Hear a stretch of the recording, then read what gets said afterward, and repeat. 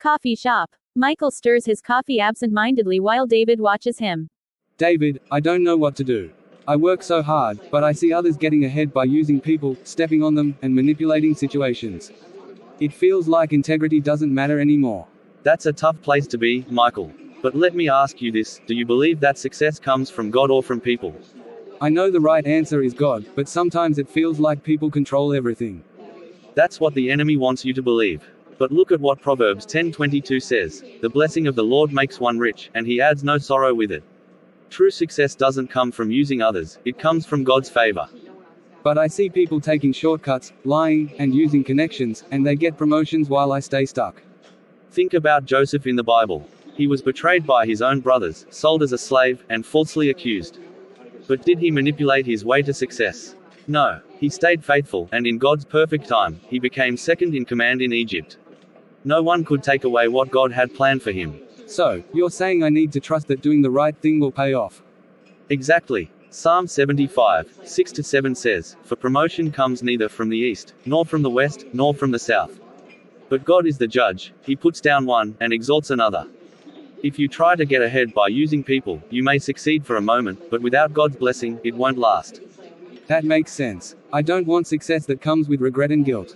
I want God's favor. And that's the best kind of success. Stay faithful, work with integrity, and trust God's timing. When he promotes you, no one can take it away. Thanks, David. I needed that reminder. I'll keep trusting God's plan. That's the way. God honors those who honor him. Rachel, it's been so long. I heard you're doing really well for yourself. Oh, Naomi, you wouldn't believe it. I have the dream job, the house, the car, everything I ever wanted. That's wonderful. But I've also heard some things. People say you stepped on others to get here. Naomi, this world isn't fair. I had to do what I had to do. Connections, a few white lies, some manipulation, it's just how things work. If I had played by the rules, I'd still be struggling like everyone else. But at what cost, Rachel? Proverbs 10:2 says, "Ill-gotten treasures have no lasting value, but righteousness delivers from death." Have you truly gained anything if it comes with guilt and broken relationships? Guilt. Who has time for guilt? I'm living the life I always wanted. Are you really happy, though? Or are you just trying to convince yourself?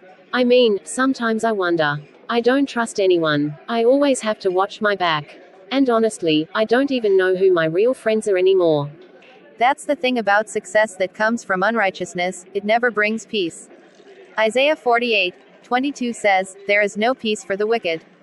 God's blessings come without sorrow, but the world's success often comes with fear and regret.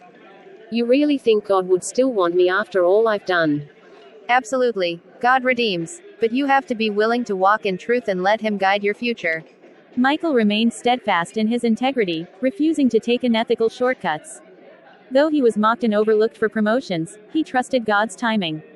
Eventually, his honesty and hard work were recognized by another company, where he was promoted to a leadership role. His reputation for integrity earned him the respect of his colleagues, and he built meaningful, trustworthy relationships. Unlike Rachel, he sleeps peacefully at night, knowing his success is built on righteousness rather than deception. Looking back, I remember the moments when I was tempted to take shortcuts, to bend the truth just a little to get ahead. But I held on to my faith, even when it seemed like I was falling behind. Now, I see that God was always in control. He was shaping my character, preparing me for something greater.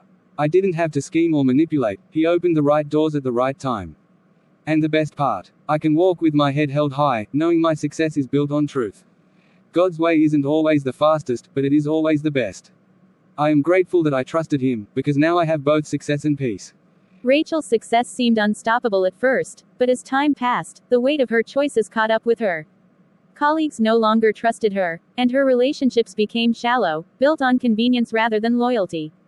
She lived in constant anxiety, always watching her back, fearing the day her deception would be uncovered. The stress of maintaining her false image drained her, and one day, her worst fear came true, her dishonesty was exposed. Fired from her job and blacklisted in her industry, she found herself alone in the luxury she once flaunted, realizing too late that the success she built without integrity had crumbled beneath her feet. I thought I had it all, money, power, admiration, but none of it was real. I used people, lied my way to the top, and convinced myself that success was worth any price. But now, I see the truth. The people I thought were my friends disappeared the moment I had nothing left to offer. The career I sacrificed my integrity for is gone, and all I have left is regret. Naomi was right, there is no peace in unrighteousness. I was always looking over my shoulder, afraid of being exposed, and now that it's happened, I feel empty. I chased the world and lost my soul in the process. But is there still hope for someone like me? Can God forgive me after everything I've done? Thank you very much for supporting my channel.